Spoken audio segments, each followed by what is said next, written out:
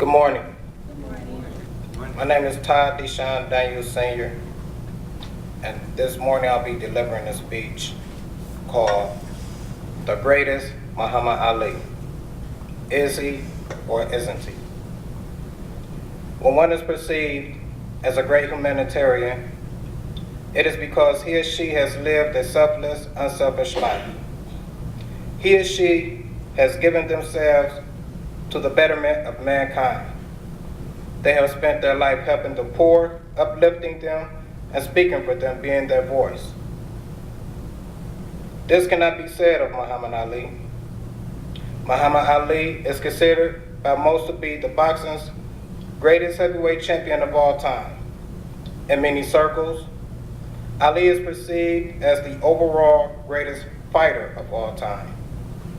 Muhammad Ali was born January 17, 1942, as Cassius Marcellus Clay Jr. At age 22, Cassius Clay won the heavyweight championship belt from an aging Sonny Liston. At the time of the title fight in 1964, Liston was 32 years old. However, during that time, Liston was still considered one of, if not the most feared man in boxing. Liston was a gaping 10 years older than his younger flamboyant opponent. The difference of 10 years is large in real life, but even larger in sports, especially boxing, where the sport is so physical in nature. Soon after winning the title, Cassius Clay joined the Nation of Islam and changed his name. He no longer wanted to be called Cassius Clay, but Muhammad Ali. It is still unknown today what caused Cassius Clay to join the Nation of Islam. Some have speculated that it was because of the war going on in Vietnam. When he first attempted to join the Nation of Islam, it has been rumored that he was rejected and only accepted after winning the championship. After joining the Nation of Islam, as I stated earlier, he changed his name. 3 years after winning the title, the now known Muhammad Ali refused to be conscripted into the United States military. He cited his religious beliefs as reasoning not to join.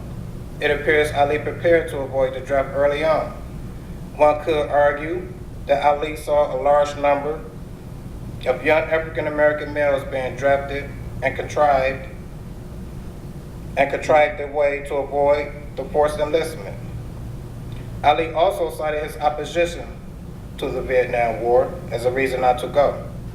Any reasonable person could conclude that other young black men that were conscripted also had religious beliefs that would have prevented them from going to war, along with strong opposition.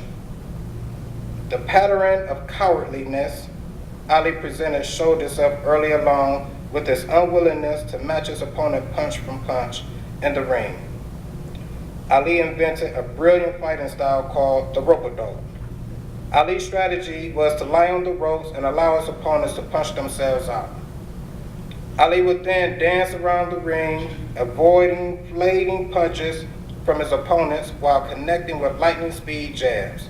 Ali's strategy was effective and successful. Ali was arrested, charged, and convicted of draft evasion. He was stripped of his boxing title, and it would be nearly 4 years before he would fight again. Ali appealed his conviction, and in 1971, the United States Supreme Court overturned his conviction. Ali should have received the same treatment as other draft dodgers. However, Ali was well known for his flashy quotes, quips, and sharp retorts. Fly like a butterfly, sting like a bee. You better watch out for Muhammad Ali. Before fighting Sonny Liston, Ali dubbed Liston as the Big Ugly Bear. He even smells like a bear, Cassius Clay said. Ali's second title defense against Floyd Patterson, a washed-up ex-champion, who was too short, too slow, and 7 years older than Ali was, no different. Before their fight, Ali referred to Patterson as the white man's champion. Come on, American. Come on, white American. While Ali was calling other black fighters Uncle Toms, writer Jerry Eisenberg made an interesting observation while talking about Ali and the Nation of Islam. The nation became Ali's family, and Elijah Muhammad became his father. But there was an irony to the fact that while the nation branded white people devils, Ali had more white colleagues than most African American people had at that time in America, and continued to have throughout his career. He also labeled Patterson as a scared rabbit. Ali also called Terrell and Uncle Tom during their match.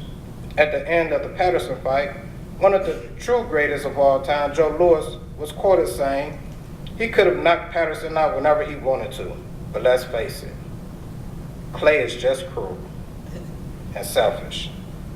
That quote coming from one of the true legends in the sport of boxing. Ali's behavior had become appalling even to Joe Louis. In the third and final fight, cast as a thriller in Manila, Ali mocked Joe Frazier, calling him the gorilla, a clear reference to Frazier's short, stocky build, dark-skinned complexion, and rough-looking exterior. Ali used more than his punches to defeat his opponents. He used his light-colored skin and good hair as a weapon also against his mostly dark-skinned opponents. Moreover, if one looked closely, Ali could and should be perceived as one of the most cowardly fighters of all time. Ali's only attempt of ever showing he could stand a punch was in his first fight against Joe Frazier. During that fight, Frazier punished Ali, sending him to the hospital afterward. In the second uninspired fight, Ali devised a strategy of holding and clinching. Ali won the match by unanimous decision. History will never show how good of a fighter Ali really was. In all the big fights, Ali either lost or hung on to win a split or unanimous decision. That is, there was no knockout and the judges decided the fight. There have been a number of great fighters before and after Ali. Rocky Marciano never lost a match. He finished his career perfect 49 wins with 43 by knockout. Mike Tyson came after Ali, and some would consider him the greatest champion of all time. Tyson was an intimidating fighter, in and out of the ring. He was a hard puncher, and his opponents actually feared him before and during the fight. It's hard to know what makes Ali the greatest champion of all time. He disrespected, degraded, and humiliated other black fighters during a time when black people were still having a hard time fighting racism. If Ali had demonstrated the same disrespectful, degrading, and humiliating tactics and behavior toward white fighters, maybe this debate would be mute. There is no known footage of Ali behaving unbecoming toward a white fighter. It is one thing to trash talk your opponent, but to actually make efforts to humiliate, degrade them takes trash talking to a whole other level. Boxing is a sport that is famous for pre-fight trash talking. Ali fought during a time when black people were still discriminated against, and many whites still held strong racist views. Even a lot of white sports reporters found Ali's behavior over the top. Though Ali was successful in his strategy of humiliating, destroying his opponents mentally by making them so angry that they could not focus during the fight, it made him look small and like a hater of his own kind. Today, Ali suffers from Parkinson's disease. He is revered not only as the greatest, but a good humanitarian. It's hard to tell when that happened, but it seems Ali's diagnosis of Parkinson and the devastating effect it has had on his life may have caused people to change their views about him. There are no known documented issues Ali stood firm on. He dodged the war while other young black men his age, and who also opposed the war, went and died. Ali is just a man. There's nothing spectacular about him. His boxing career is less than stellar. He boxed in a cowardly manner, but worse than his failure to stand toe-to-toe with opponents was his behavior outside the ring against other black opponents. Ali's behavior was disgusting, condescending, and shameful. Some may regard him as the greatest, but Ali is far from it. He's not the worst boxer of all time, but he's definitely one of the worst, and most assuredly not the greatest. Larry Schwartz, a sports writer, summed Ali's career up in one sentence. He went from being a curious oddity in the early 1960s, to a national villain, to an international hero.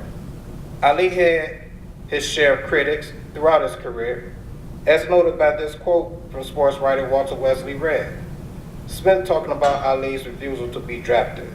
Squealing over the war possibility that military may call him up, Cassius makes himself as sorry as spectacle as those unwashed punks who picketed and demonstrated against the war. Not all sport writers and commentators hated or disliked Ali. Howard Cosell said he was right to back Ali. I was right to back Muhammad Ali, but it caused me major enmity in many areas of this nation. In a career filled with perceived brilliance, controversy, and hatred, Ali remains in many people's eyes the greatest. But is he really? The answer is clearly no. Thank you.